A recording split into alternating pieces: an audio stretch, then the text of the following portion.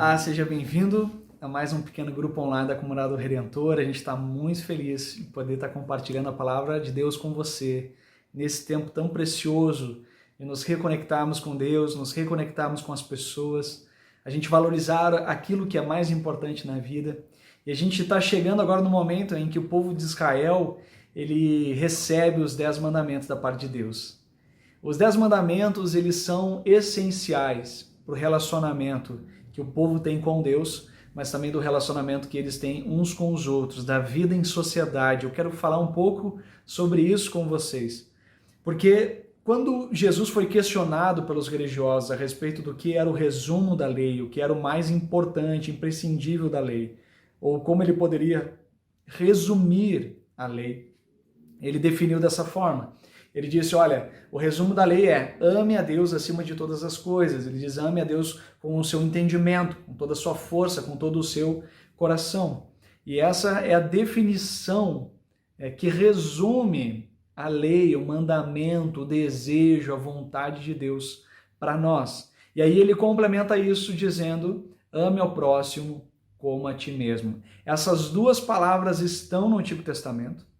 Essas duas palavras fazem parte do conhecimento daquilo que o povo de Israel sabe, conhece.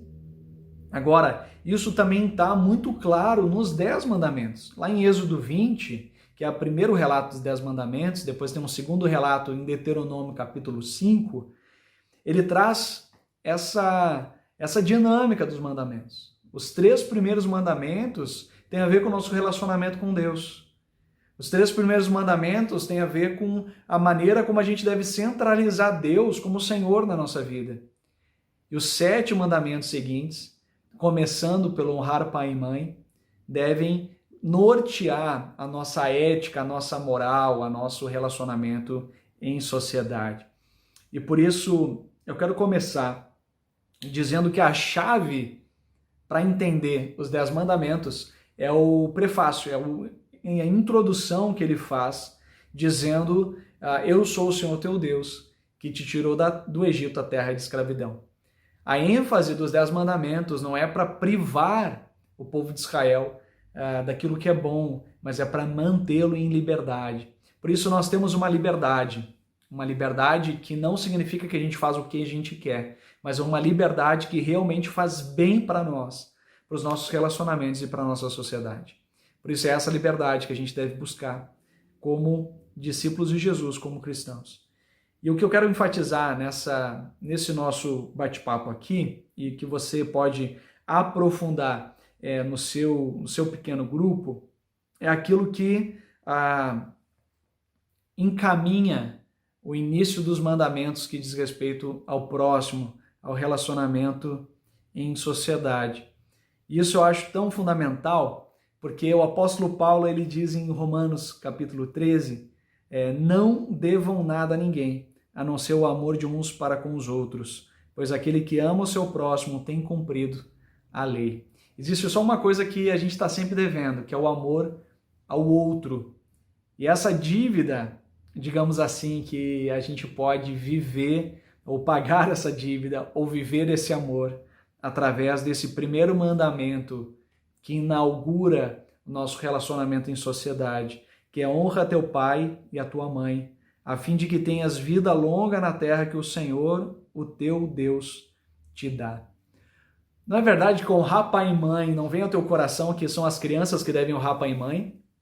Não é assim, não, as crianças devem honrar pai e mãe, mas você que tem 20 e tantos anos, você que tem 30 e poucos anos, você que tem 50, 60, 70 anos e tem os pais vivos ainda, será que você precisa honrar pai e mãe? Será que esse é um mandamento que diz respeito a todas as pessoas ou só às crianças? É interessante que a palavra honrar, tanto no hebraico, no Antigo Testamento, como no grego, no Novo Testamento, ele significa dar valor, levar o outro na maior estima, respeitar, dar dignidade. E por isso é importante a gente entender que honrar não é só para as crianças, mas existe um ciclo de honra que eu quero mostrar para vocês, que perpassa todas as estações da nossa vida em que nós podemos honrar os nossos pais. Só que a gente vai honrar de maneiras diferentes.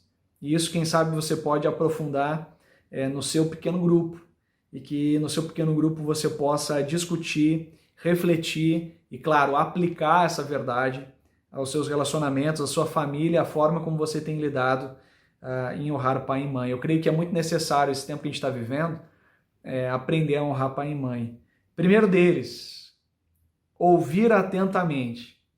Eu creio que para as crianças honrarem os pais, elas têm que obedecer aos pais. Ela tem que ouvir atentamente. O apóstolo Paulo, lá em Efésios 6:2, vai falar em obediência, né? Ele fala, obedeçam aos seus pais. Essa obediência, no grego, é hipakuo, que significa ouvir atentamente. As crianças precisam ouvir e precisam obedecer. É assim que a criança, ela não questiona se ela deve ir para a aula ou não. Ela não questiona se ela deve escovar os dentes ou não.